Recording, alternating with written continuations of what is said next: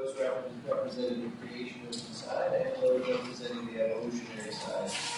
Each will have 15 minutes to open. After that, we would ask that you please turn in your questions to Mr. Ieremciuc. We will then go through them and decide what questions you want. After both those sessions, both have 7.5 minutes to rebut the arguments of their opponents. After that, we will take a 4 to 5 minute crossfire, and then we will get to your questions, where whoever you directed your questions toward will have 2 minutes to respond, and the opponent will have 1 minute to rebuttal. Each will have 3 questions, and then we will have roughly 2.5 minutes close. We expect it to take less than 90 minutes, but this is a debate, so we will let them run over some time. Thank you. I would like to ask John to come up and please give his opening statement. Hello, before I start, I just want to ask, how many of you have heard me speak before? Or have not heard me speak before? Raise your hand. All right, how many people are here right now? How many people do not answer surveys? Okay, good, thank you. Well, anyway, which better explains reality, theism or atheism? Cody and I, we're both trying to explain this world around us. You know, we both have this burden of proof to explain why the world, why the universe, and why reality is the way that it actually is. Now, I just want to define some terms for you. I love technology. Theism.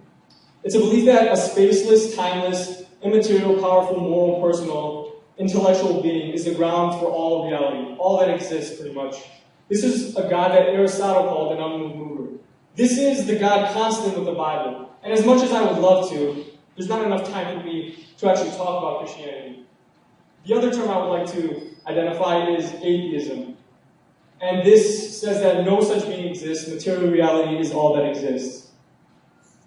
So theism better explains a more accurate perception about reality. Now, what kind of evidence could I possibly have about this? I came up with an acrostic. Right? It spells crime, believe it or not. So I'm just going to get right into it because my time is limited. The cosmos. Now, we all know that the world had a beginning. Many people would call this the Big Bang. Now, a lot of Christians are afraid of this term, Big Bang. They don't believe it. No, but I do. I believe it because I know who banged it. It says bang up there. Trust me. Anyway, and there's a lot of evidence supporting that the Big Bang is quite good. You even have an agnostic astronomer like Paul Davies from Arizona State University, and he says that the Big Bang represents the creation event, the creation not only for the matter and energy in the universe, but also for space-time itself. So that space-time and matter had a beginning pretty much out of nothing. This is Alexander Lincoln from Tufts University. In 2003, he teamed up with some other cosmologists to basically prove what he believed that the universe had at the beginning. And he said, with the proof now in place, cosmologists could no longer hide the possibility of past eternal universe. There is no escape. They have to face the problem of a cosmic beginning. Now, the point of this is that if this happened, it's not random. Okay, this is not some random explosion that happened. This was a finely high-tuned event. If the expansion rate of the universe was different by 1 part and 1,000 million a second after the Big Bang, the universe would have collapsed back into itself and never have developed galaxies. Or you change it by that small and none of us are here. Not only that, but gravity. Gravity is fine-tuned. If the gravitational force was altered by 1 part in 40, the sun would not exist and the moon would crash into the earth or shoot off into space. Now you say, okay, I don't really understand, how big is this? What's the big deal with it being, what is 1 times 10 to the 40th? Well, think about this. If you had a got a tape measure, you stretch it across the entire known universe. Think about that's kind of large. And you were to take 1 inch, and you're going to say, all right, that's what gravity is. That's kind of how exact it would have to be. Now you could say that, all right, it could, there's a couple possibilities of why gravity is where it is. One, physical necessity, saying, gravity, it had to be there. All right, which is not true because, it didn't have to be right here. It could have been a little bit here. It could have been 1,000 miles that way. Now, I understand gravity is not measured in inches, but this is just to kind of get a grasp of what the actual possibility of this happening. Okay, so I said, the first one is physical necessity. The second one is chance. And this really isn't a cause at all. It's just a word that we use to describe mathematical possibilities. And I don't have enough faith to believe that it just happened to be right there. That's the exact point where it happened. And thirdly, design. Someone designed it to be right there. And when you look at all these other constants that also have to be fine-tuned, this seems to make more sense. In fact, Arnaud Penzias, who won the Nobel Prize for Physics for discovering the remnant after the Big Bang afterglow. Now, can you just edit it if it's not working? Thank you. He said astronomy leads us to a unique universe, a unique event in a universe which was created out of nothing, one which the very delicate balance to provide exactly the right conditions required to permit life, and which has an underlying, one might say, supernatural plan. Supernatural plan. Okay, this is a highly fine-tuned event. Now, if the universe did have a beginning, as I was saying, then it must have had a beginner. And this leads us to two kind of options here. Either no one created something out of nothing, or someone created something out of nothing. All right, now my question is, which one is more reasonable?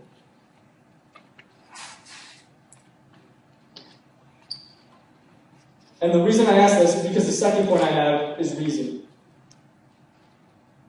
Now, give me 1 second.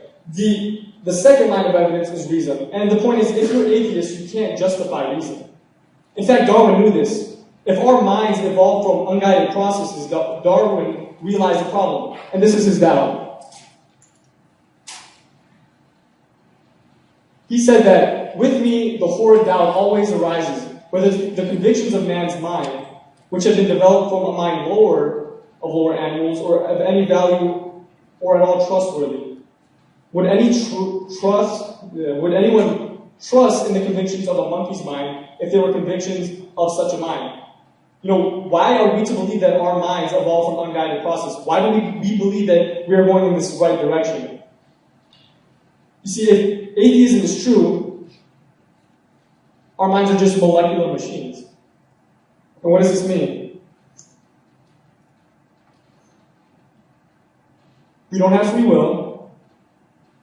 We don't reason, we merely react. These are all just chemical processes, chemical reactions going on in our brain. We don't react to anything. Therefore, we should not trust any thoughts, including the thought that atheism is true. Hey Trey, if I just go like this, can you just hit it for me? Thanks. The effect will still be there.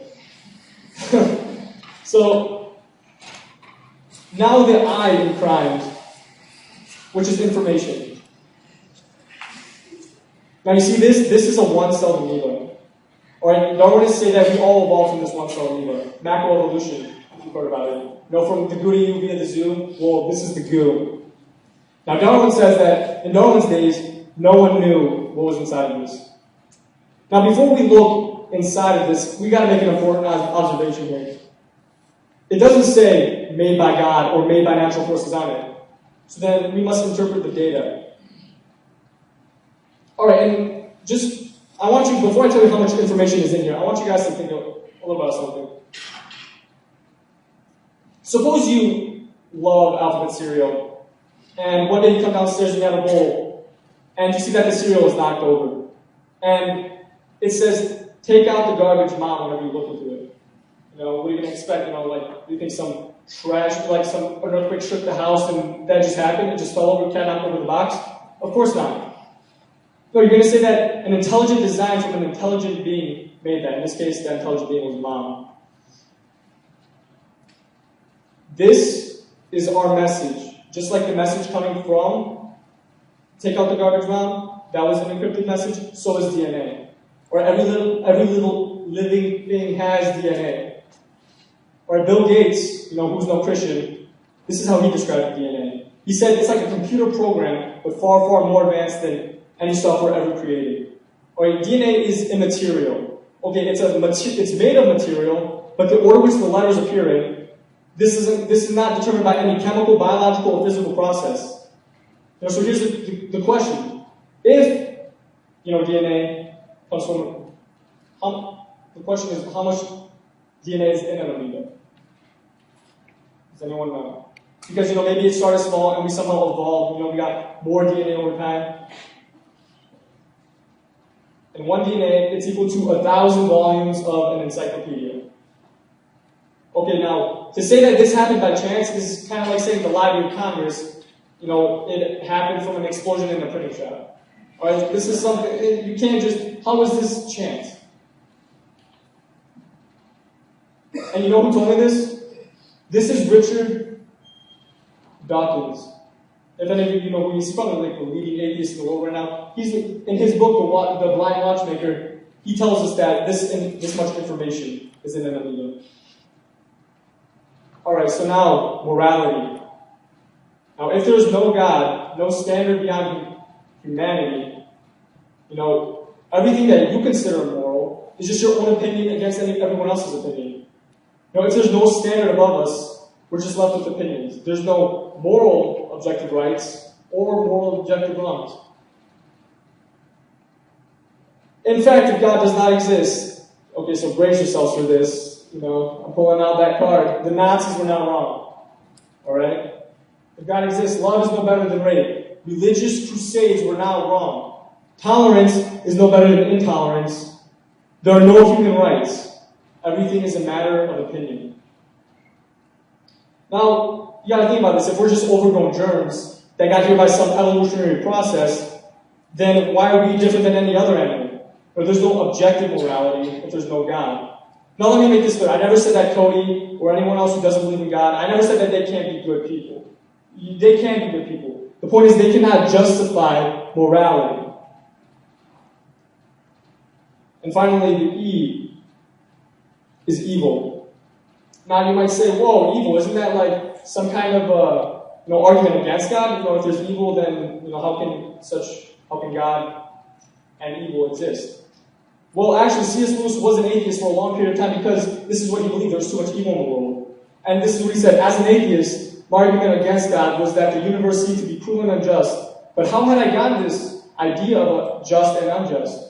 A man doesn't call a line crooked unless he has some idea of what a straight line is. What was I comparing the universe to when I called it unjust? You see, we can even think about it in this way.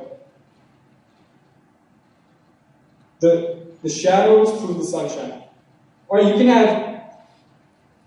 have sunshine without shadows, but you can't have shadows without sunshine, if that makes any kind of sense.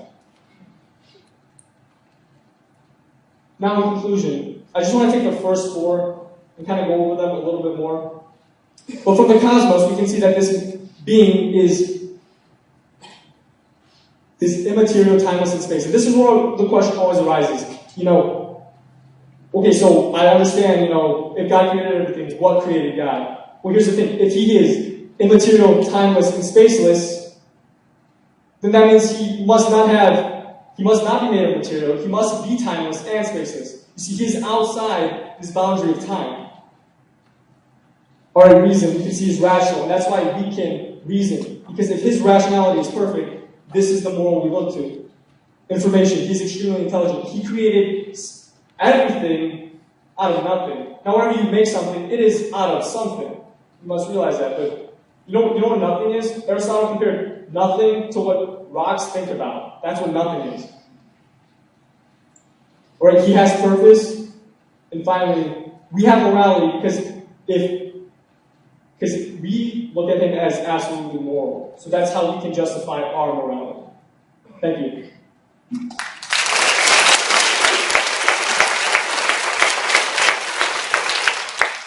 John. Next up, we have Cody.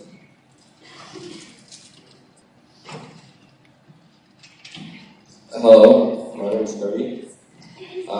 My opinion is theism does not better explain the universe.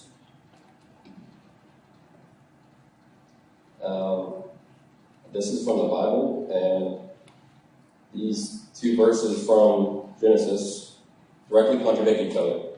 And so, if they contradict each other, how can you give credit to the whole book? Like, if the first part of the book is wrong, how can any of it have credit?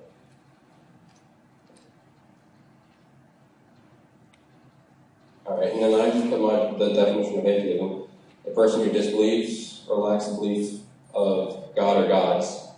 And a lot of people don't understand it from what I've heard, because I've had people who think that instead I believe in reincarnation, or that I pray to somebody else, but I don't.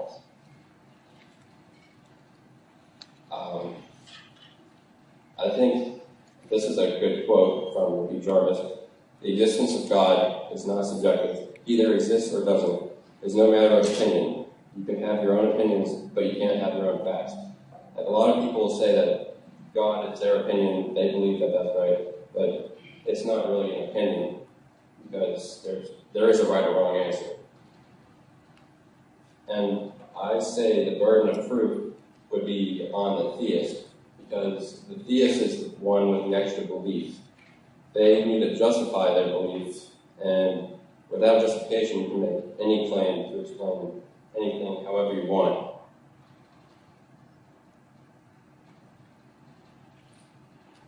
And then this is why I think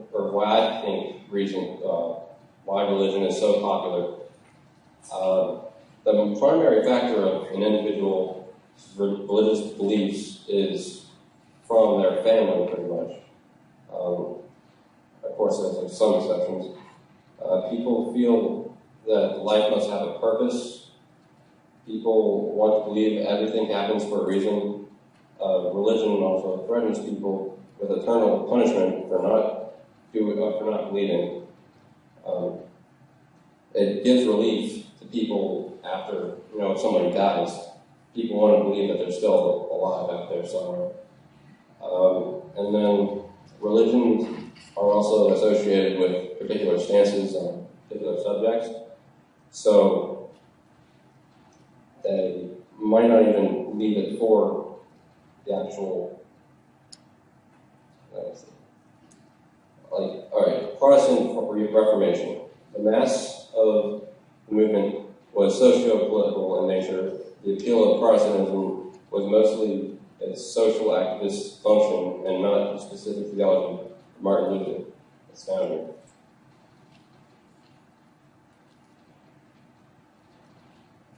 And then morals, like John was saying, people have morals, which they think that's proves the existence of God. That everybody has kind of universal morals. I think it's more of we have emotional responses to the things that we do, and I think that can be explained naturally without proof of God. And then there's also people who lack these morals. People with psychological disorders, psychopaths. They don't care for feeling. They don't feel anything. And then here's some more on morals from the Bible about torture. Physical punishment cleanses away evil. Slavery, you may have male and female slaves, but buy them from the nations around you. Punishment, these people will go away into eternal punishment. It's kind of a little harsh. Beating children, whoever spares the rod hates their children.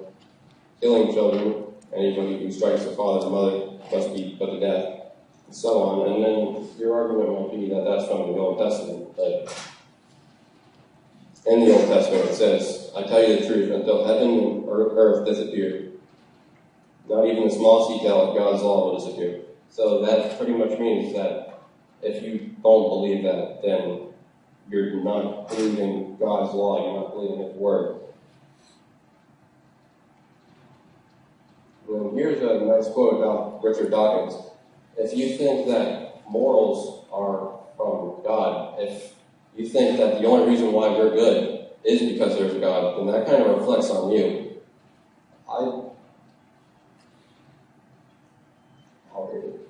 If people are good only because they fear punishment and hope for reward, then we are a sorry lot indeed.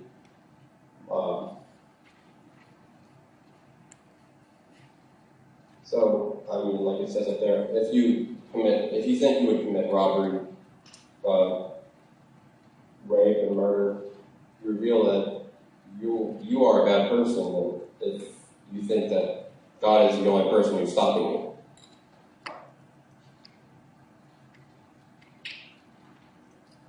And then many theists use unexplained phenomena as evidence for God. So, like, we don't understand exactly how the Big Bang started, but just because we don't know how it started does not point towards God. This means we don't know. It kind of contradicts when you say that we don't know how it happened, so God did it. So we know God did it. And we are all hardwired to need answers. So when logical ones are not found, then we might give something a supernatural explanation, which does not mean that it's right.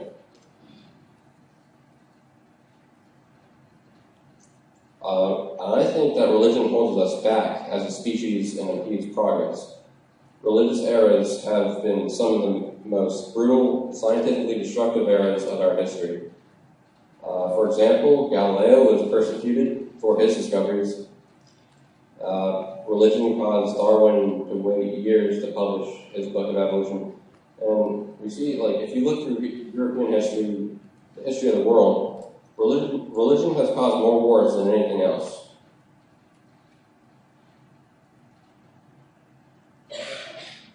Alright, and then theists believe that life is no accident, that evidence of God is seen in the fantastic order and detail of living things. They believe that there's no way that life could have started this up.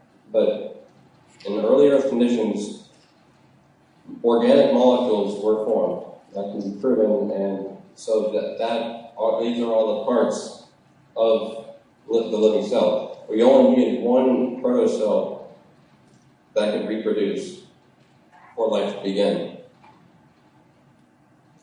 And then there's a lot of evidence of evolution when examining the fossil record, homologous structures, and DNA comparison. It all point towards evolution. Alright, theists believe,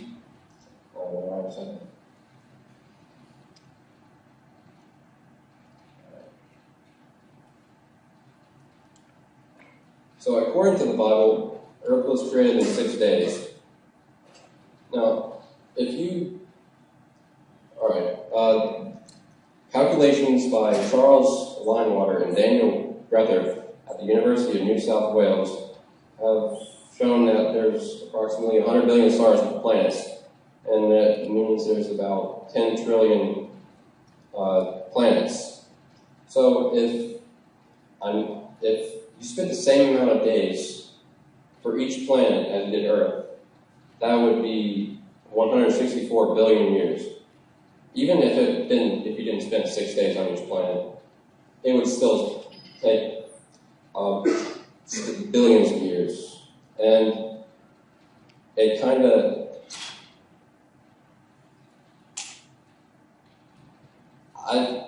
if you look at Earth, it is so small compared to the universe. It is like a tiny little speckle. I mean, if you spend 6 days on that, there's no way that the rest of the universe would have been formed in any amount of time.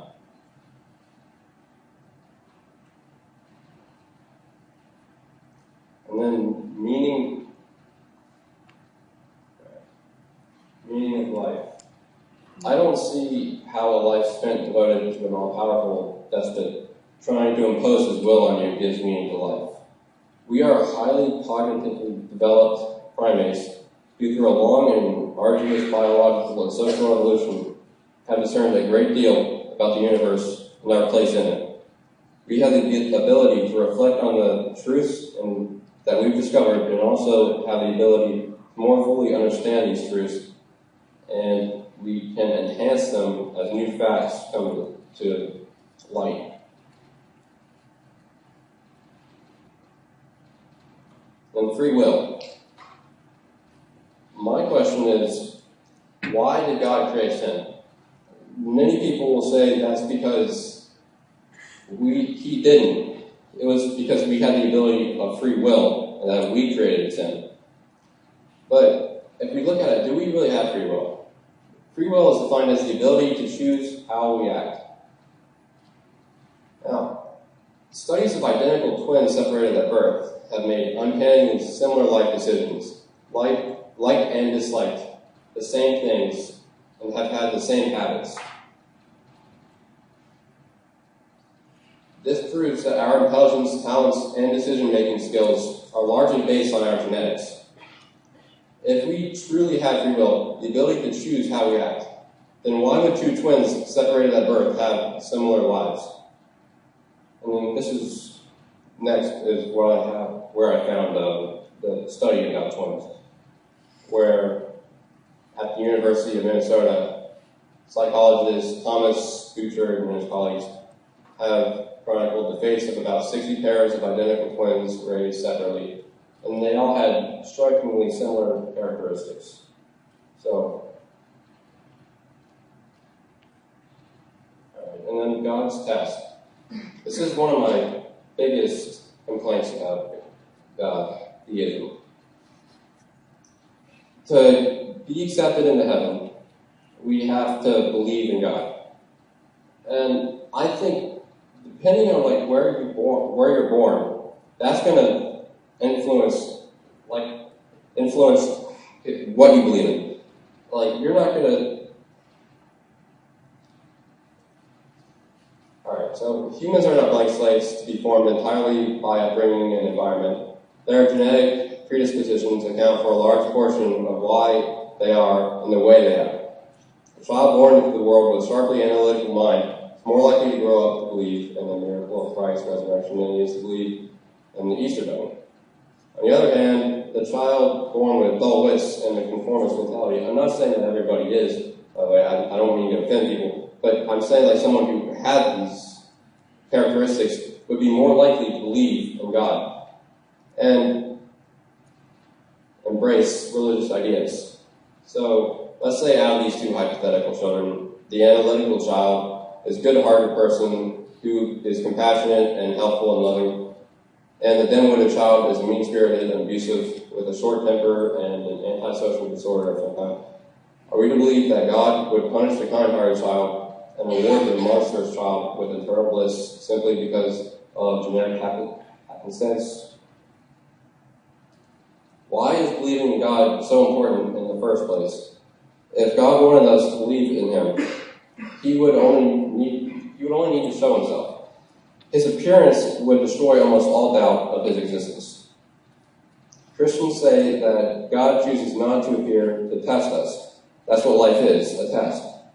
But why would a kind and loving God make a test that only tests whether you blindly follow what you're being taught? What desirable characteristic or character trait did theists exhibit that allowed them to pass God's test? In the first place, their faith is a little more than an accident of birth.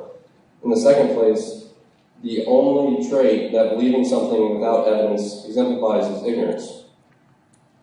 Does God glorify those who are gullible? And how does it make sense that the test is not a test of kindness, a test of integrity, a test of intellect, a test of any virtues that we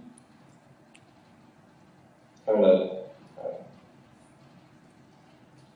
revere, but instead a test of who can most strongly believe in which cannot be seen.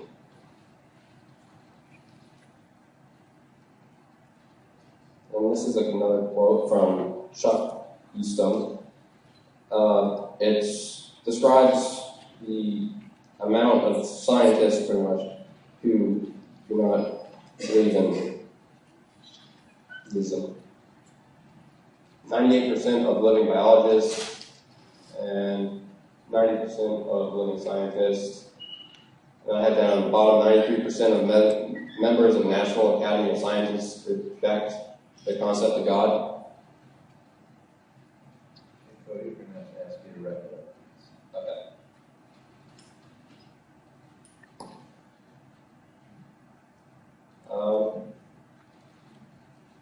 Well, that's just a joke. Kind of lighten the mood, but the Bible is actually not inaccurate when drawn at close range. But, all right, this is another example. Old Chico is a tree that is approximately 9,550 years old, which is a Norway spruce tree. And so, according to Christian scholars, the Earth is about 6,000 years old, which this tree would have been predicted older than the Earth. And also, it would not have survived a flood 40 days and 40 nights. The last slide. Out of the 100 of religions, you were born into the right one, you worship the right God, and out of the infinite possible outcomes after death, yours is the right one. There's so many different religions out there, and to think that you have the right one is a little bit out of the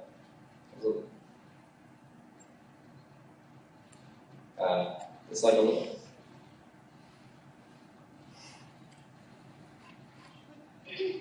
It's kind of a little, like to think that you're the right and everybody else is wrong, and out of all the other ones, when you haven't looked at all the other examples. I can't think of the right word. All right, I'm done.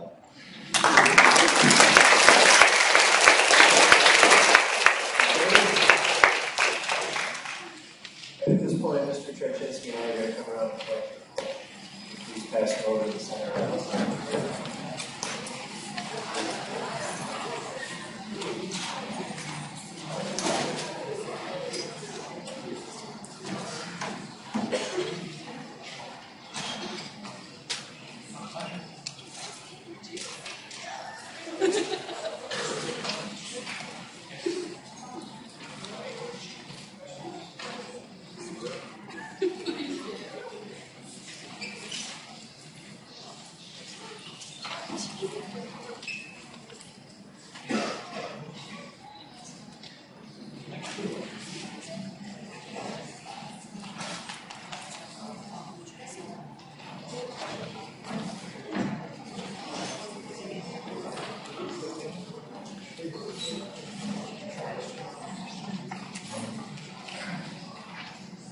Okay, at this point, John is going to get his opportunity to rebut to Cody's openings.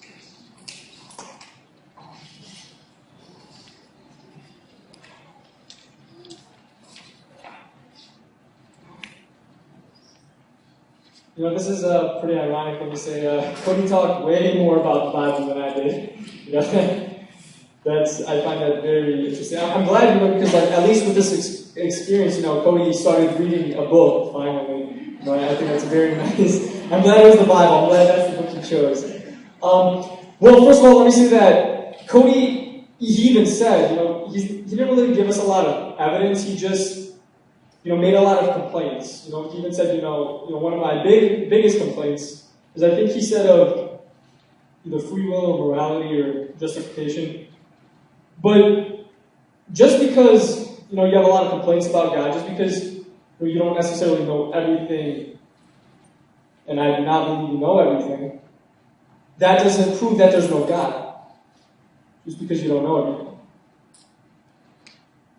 So, this is the Grand Canyon. You know, look how like everything is just cut off. All right, so this doesn't even look like the Grand Canyon. Like, wow, this is like something I could have found in my backyard.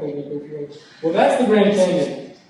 All right, and we all believe that this came from some kind of, we all believe this came from, wind, erosion, rain.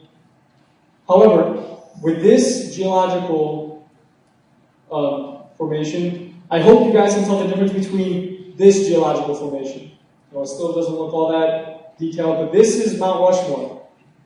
Okay, and I wasn't there for the building of it, and you weren't there for the building of it. However, but I hope you can tell the difference between intelligent design and natural design. No matter how much time it would take, we would never be able to get Mount Rushmore out of erosion, I guess, right? Maybe political erosion, but never out of natural reasons.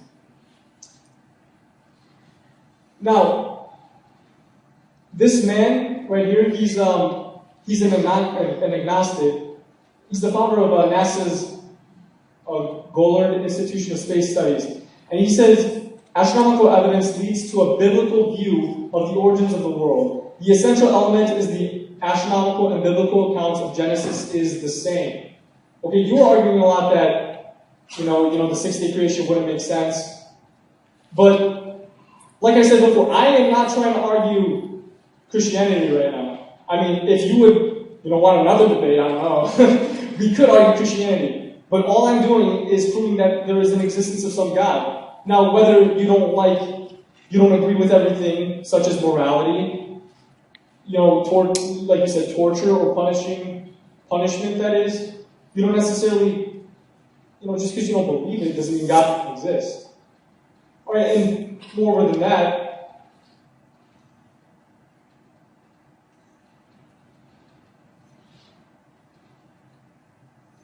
this man is named, this same guy, this is what he said. He said astronomers now find themselves, they have painted themselves into a corner because it's cut off, so there's more up there, that's why I was looking, because this is not everything. It says astronomers now find that they have painted themselves into a corner because they have proven by their own methods that the world begins abruptly in an act of creation, to which you can trace the seeds of every star, every planet, every living thing in the cosmos and on the earth. And they have found that all this has happened as a product of forces they cannot hope to discover. Moreover, he says that there are what or anyone would call supernatural forces at work right now. I think this is a scientifically proven fact. Okay, now this man, he sat in the same chair as Hubble did, and he looked in the same telescope he did. This is the same evidence that Hubble received, he received. Okay, the difference, of course, is the perception. But let me ask you this question. Why does he say supernatural forces? Why can't it be natural forces? Well, you see, because before everything existed, there was no nature. Nature came into existence after the creation. If you agree with me that it was spaceless, timeless, a material that nothing existed and it came out of nothing, then nature doesn't exist. So that's why you need some sort of natural forces. Okay, so the beginning was supernatural. Now, this is Francis Crick, who co-founded DNA. This is what he said. Trey, help me out. Thank you. He said, the astonishing hypothesis is that you, your joys and your sorrows, your memories and your ambitions, your sense of identity and free will, as you said, Cody, your free will, it's not really free, are in fact no more than the behavior of a vast assembly of nerve cells and associated molecules. What is he saying right now? He's saying we're all a bunch of molecule machines. Okay, everything is just reaction. I don't know if you agree with that or not. Maybe you do. But I don't have enough faith to believe that all this is just a reaction. And you did say one thing. I love how theological you're getting with me. Because you said that we have to believe in one man and to go to heaven, or else you said you were giving that example from, I believe it was Romans chapter 8. But what you don't understand is, you don't have to believe in Jesus to go to heaven. Alright, if you don't believe in him, you don't necessarily go to hell. You go to hell because you sin, because you did something wrong. And because of that, that is why, we must repent and have a Savior. Now, I said I didn't want to get into Christianity, but I just wanted to point out that it's not because we must believe this and that, it's because we all fail. And who are you to say that, the morality of the Crusades, which I agree with you, they were completely wrong. They shouldn't have happened. However, who are you to say that they were not right for doing so? Who are you to say that it would just be your opinion versus someone else's opinion? Now I want to kind of go back to this Hitler, the Nazis were not wrong. If this nation, if their nation was saying it was right to, and I'm not agreeing that you think it was right, or I'm not saying it was right, because it wasn't right. However, who are we to judge them on that? If everything is just relative, if there's no objective morals, why were they wrong? Thank you.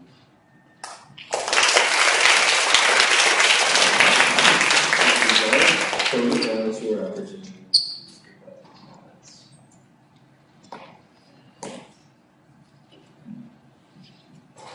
Alright, I guess the main issue I have is I don't see any conclusive evidence of there being a God. And if there isn't any, then what's the point of believing in him? Hold on a minute.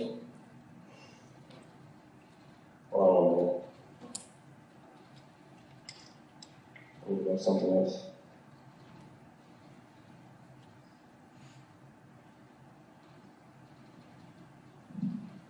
Alright, so if there is a God, he used methods of creation that are indistinguishable from nature. It has declined to make itself known for all recorded history, and it doesn't intervene in affairs on earth. And it's impossible to observe. So, if there is a God, then what's the point of believing in him? Because there's no way to prove him.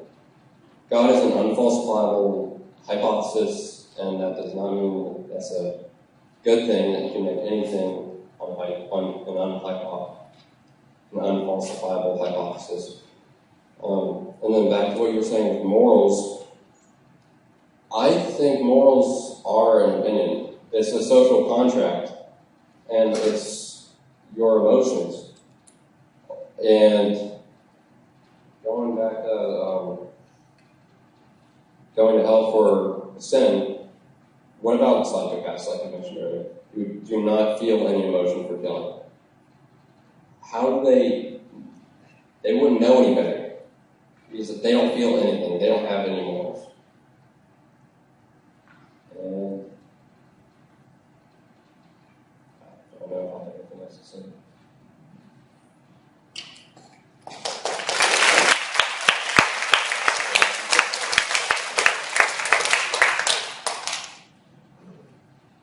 Okay, now is where we have a 4 to 5 minute crossfire, so I'll be both of you to come on up. And he will give his argument, and Cody will have the opportunity to. Yeah, this is what you guys came here for. It's like we're kind of going at each other right now. This is what you guys all came here for right now. Okay, so you just.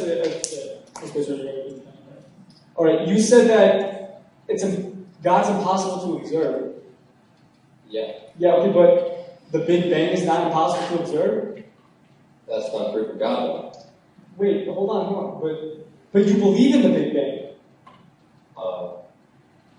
Yes, there's evidence for the Big Bang. I haven't really looked into it, but yeah. And how much evidence have you looked for the existence of God? Well, give me some existence of God. Evidence. Did you not see my whole science thing? Yeah. Let's see. Yeah, you should have moved like me right now. The chemicals in your brain are not reacting right now. Anyways, no, you also said that morals are opinions, right? Yes. So it's a social contract. So everything is okay, in essence. Yeah. I mean, I know people don't like to view it that way, but so then, think about it, that's pretty much how it is. So saying that, just because, God punishes people for doing things that are morally wrong, right? And then doesn't the government also punish people for doing things that are you consider morally wrong? Yeah, because it's a social contract with the society. Everybody thinks that that's wrong, so you can't have a society that kills each other. Why not? If it's survival of the fittest, if we're just molecules in motion, why does it matter? There would be no society then if we all just kill each other. There has to be rules.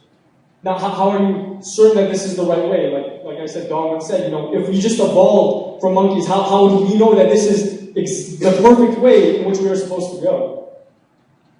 Meaning, do you understand what I'm saying? No. Okay. Give me like that face. Okay, if we evolved from unguided processes like monkeys did, okay, like we're just, a different branch, right? How do we know we're going in the right direction? We have, over a long period of time, gone through evolution, gained our cognitive abilities. So I think that is our opinion of whether we're going in the right direction. So we decide if we're going in the right direction. Yeah. So we don't know. We just assume we are. Now let me ask you this, something that I didn't mention before. I had another point, and that was science. Now, to understand all of science, you have to understand that you have to believe, things that atheism cannot explain. Things like, how do you know that the scientist who's telling you all this stuff, he's telling you the truth? I'm not saying that he is or isn't, but how do you explain that with science? How do you know what he's saying is completely right all the time? Scientists are not always right all the time. No, I'm saying how, if he says, I'm just going to go to the topic of, carbon, the Earth is getting hotter, right? Greenhouse gases.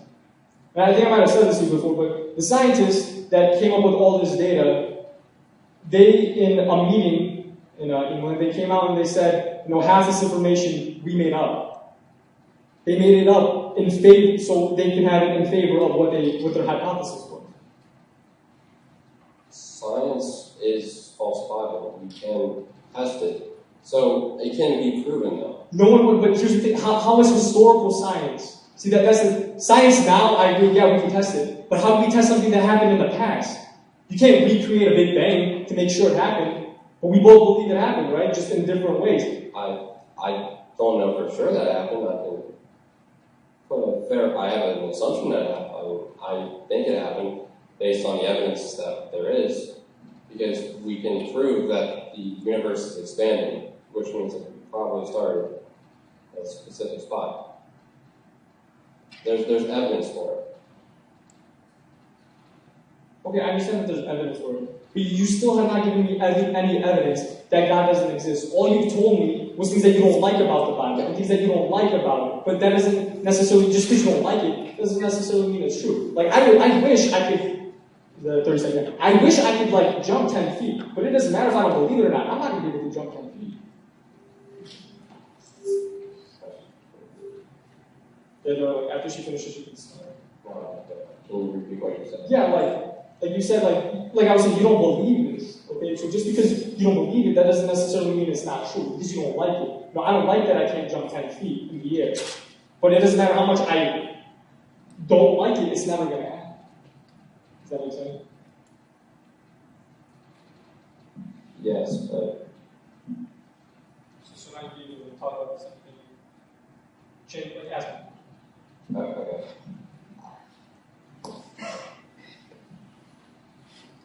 Can you just repeat that? The same thing again? Yeah, what did you say before that? Of how you haven't really proven any evidence that God doesn't exist. All you've done is tell me what you don't like about the Bible. Okay. God doesn't have any, like I said earlier, it's an unfalsifiable hypothesis. You can't disprove it. So because you can't just prove it, because you can't prove it, now it's false. I just don't think that there's any... So hold on. So back in the day, they couldn't prove that the Earth was round until someone got in a boat and went. But did that mean it wasn't round? I can say that the Earth is spinning by muscular spirits who are yanking on the Earth, and you cannot disprove that. It's like God. And that does not mean that it's right. Does it mean it's wrong? See, all you do, you doubt everything except skepticism itself. How do you know that, why are you doubting everything? But why don't you doubt? I don't want to believe something unless there is evidence for it. And there's no evidence of a spirit spinning the earth, so that probably concludes that it's wrong. Like, if you have some guy, Frank, and his house, there's no lights on, he's not in his bed, that probably means that he is not home. Or he's sleeping? I said he's not in his bed. Wait, here's couch. Yeah. Okay. No, okay, let me ask you this, because I think this is, so you're saying there's like no evidence that there's God. Right. So you're saying that, DNA just happened randomly, somehow randomly. A long period of time. But by unguided process. Yes. Feel free to take a Yes. James the Seller.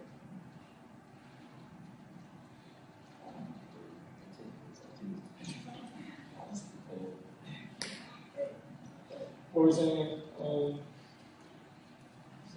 I think that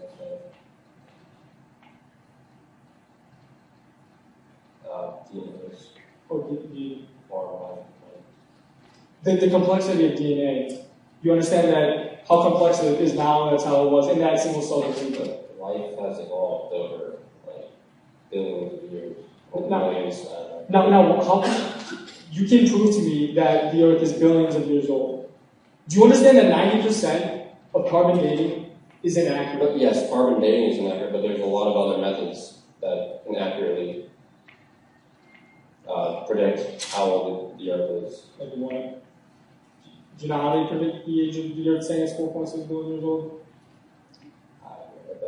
They test like meteors that somehow come, and fall Yeah, out, and and there's that's also what other different types of. that's not the Earth that they're testing. They're testing I all know, these other. there's other methods of radioactive dating. Other than like carbon, there's other types that are more accurate. Do you know? No. Well, I mean, why are we? Like, I don't know. I just wonder if you know anything. Well, so let's. Oh, it's still yours. You guys, it's your turn to ask me. You don't have any questions?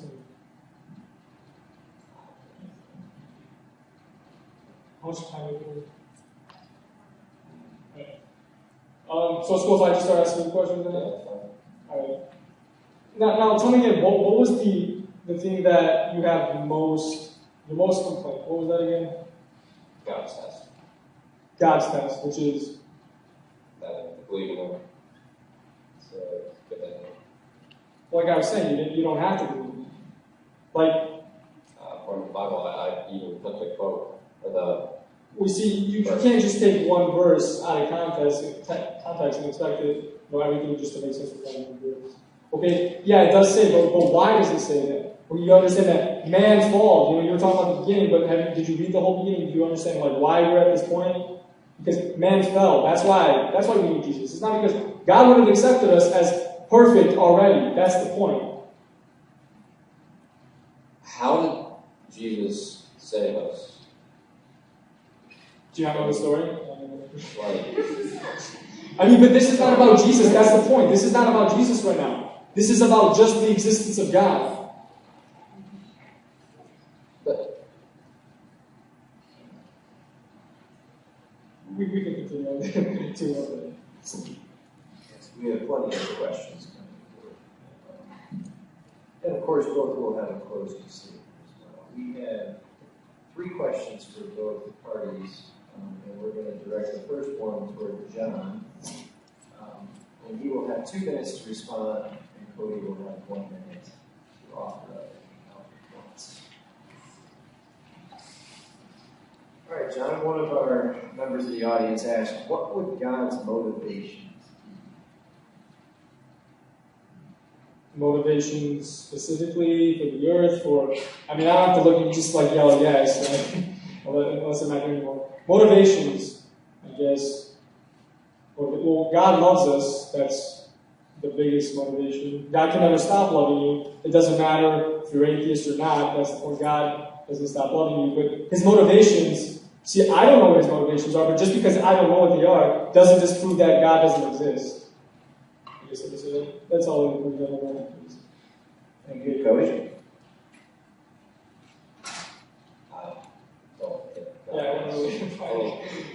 I mean, yeah, I still have to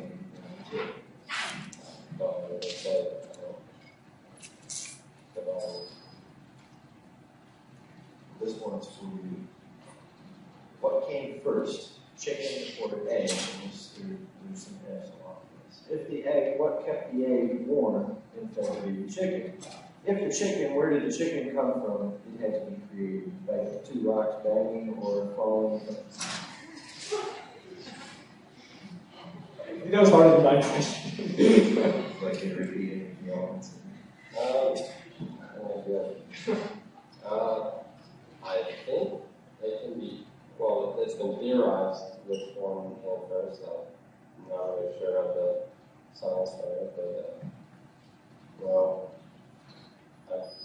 probably some sort of, well, there was an ancestor that gave birth to the chicken, I guess, and because I don't know.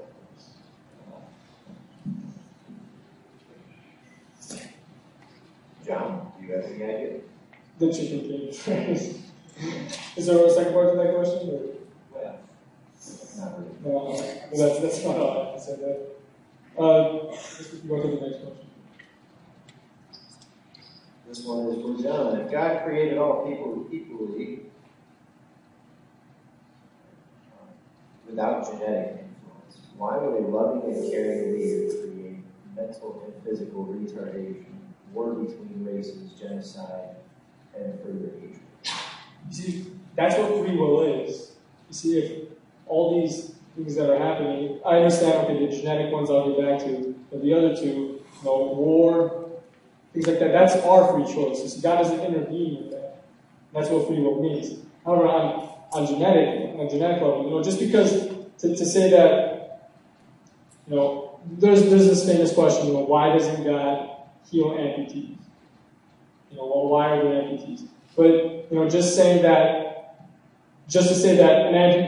someone who's been an amputee has always been an amputee, that doesn't necessarily, there's no proof, I guess, against that. Not only that, just because, there are amputees, or just because there are people that are physically, not to the best capable sense, so to say, that doesn't necessarily disprove God. That just shows that you don't like God's judgment. But just not liking God's judgment doesn't mean he doesn't exist. Why is it his judgment give people unequal opportunities? That why are people? I mean, they're not created equally. Oh, you're doing it. Why not? Right. Well, here's the thing. Okay, this is God's world.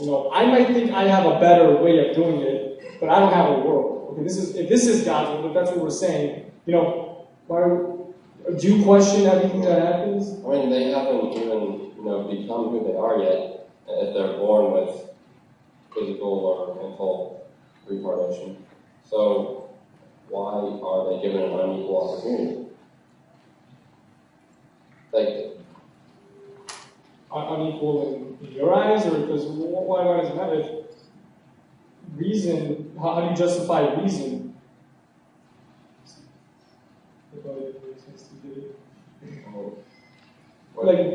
What is reason? Why is this?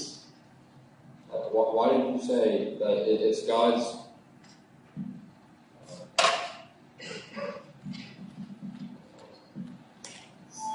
It was God's opinion of who or how people are formed. Is that what you were saying? Something? No, I'm saying just because I can't tell you why someone's born mentally retarded doesn't mean that God doesn't exist. Is all I'm trying to say. Just because I think it's evidence against it. It's evidence against it. So just because you don't know every motive, that's obvious that. Why would he have motive against somebody else? Why would he give somebody else better characteristics? Better attributes. than someone, they haven't even become who they are yet. Like, there's no reason to give somebody, there's no motivation to give someone physical or mental retardation than somebody else. Okay, I think we'll leave it at that. We have another question for you, Cody. You said the first part of the Bible contradicts itself, but you never said how. How does it contradict itself? Well, it's just the two creation stories, or there's two. Genesis 1, and there are two different chapters. Day 1, heaven, earth, light, day and night. Day 2, it was the dome sky that separates the waters below from the waters above. So on. If you read them, there are.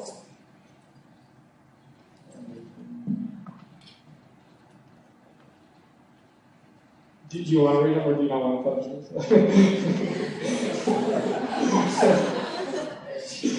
It burns. You might throw it at me, right? That accuracy is that way? Yeah. Okay, so what exactly contradicts? Because you got verses specifically, or is it just like Yeah, Genesis 1 and 2, or the first two chapters. 2, I don't know. Okay, is it the second chapter or the first chapter? So the first chapter. Yeah, the first chapter, it goes through The creation, okay. And then chapter 2, it talks about it again. Okay, what's contradicting though? You said what you said. How to smell.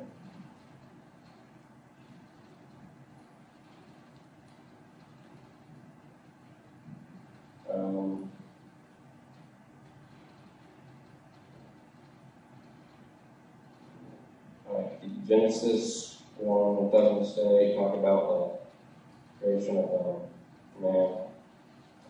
It gives people every yielding seed that is upon the face of all the earth, every tree you shall have their food. There's no prohibitions.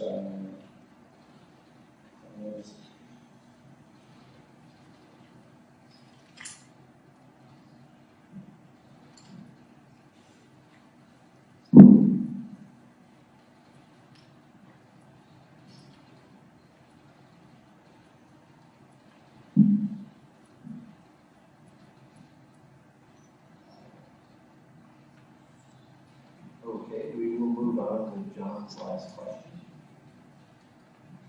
So, is it wrong for Christians to believe in evolution?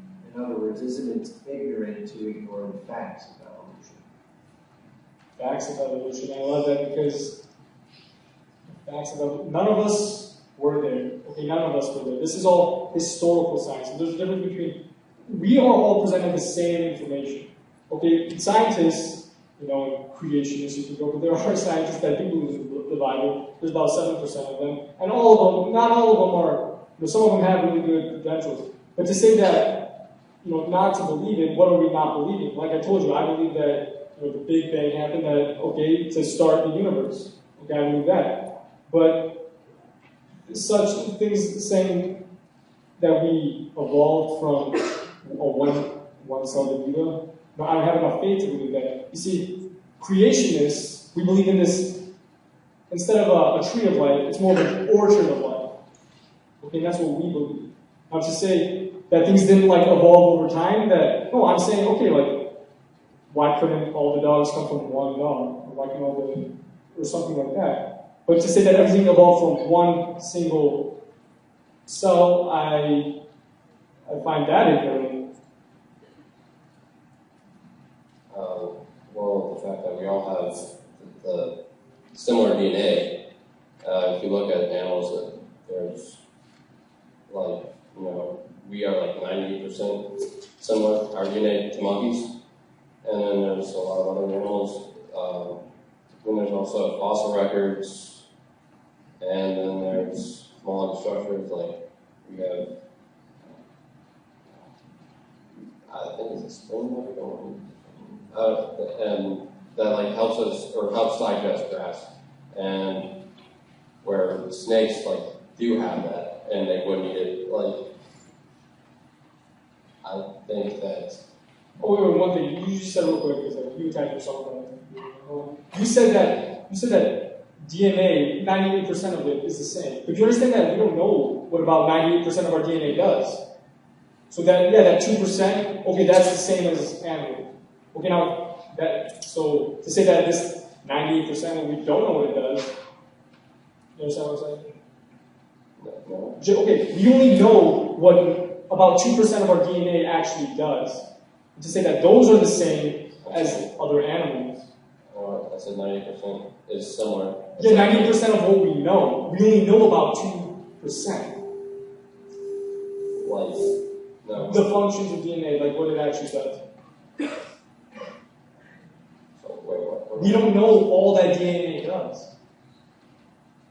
No, when you compare DNA comparison, when you compare it to each animal, there's like differing percentages, and kind of shows how far off like our ancestors were to those animals. Oh, this just shows that we don't have the same matter, which I never disagreed with, but just because that's how it points towards common ancestors. Common ancestors, exactly. Not one common ancestor. Common ancestors. I agree. An orchard of life, not a tree of life. I mean, it all would be original, I think, in one animal.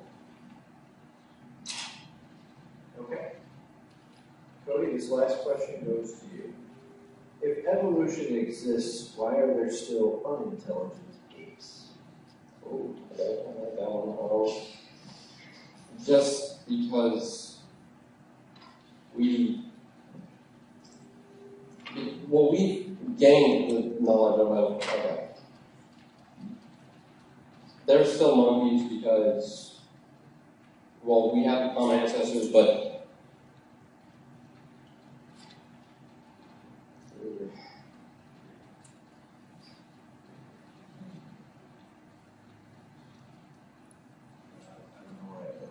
If evolution exists and is real, why are there still unintelligent apes on our planet?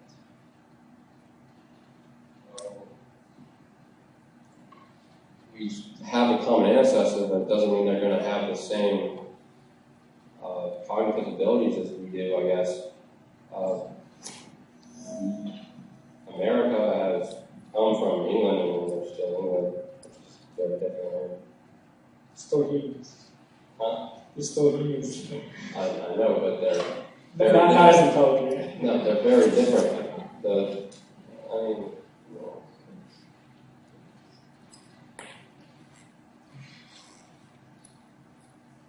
There's no reason for apes to.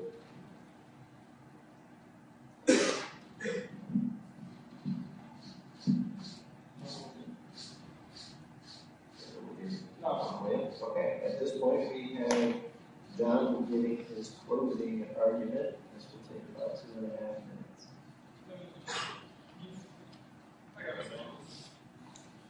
Let's get going on 2 points.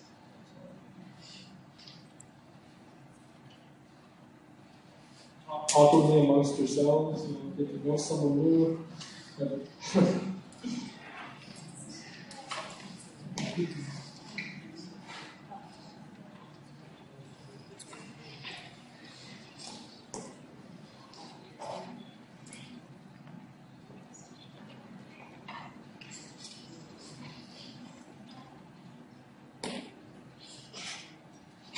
Alright, so our question was which better explains reality, and that was theism or atheism.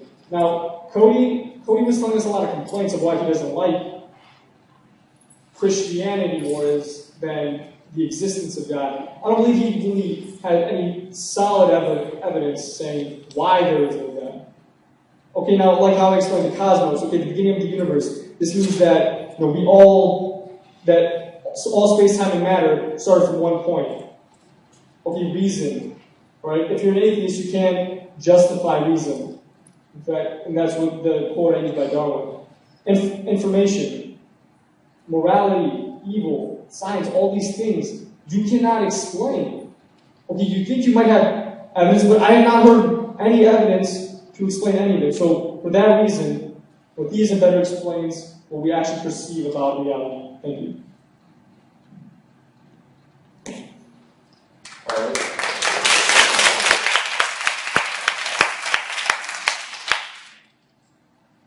I still stand by my argument that theism does not better explain the universe. I still don't see any conclusive evidence. You're just saying that we don't know how we got something, so that's it points to a God. It doesn't prove that there is one. It's not really conclusive evidence. And just because we have the ability to have logic, I think we've gained that ability over a long period of time by evolution.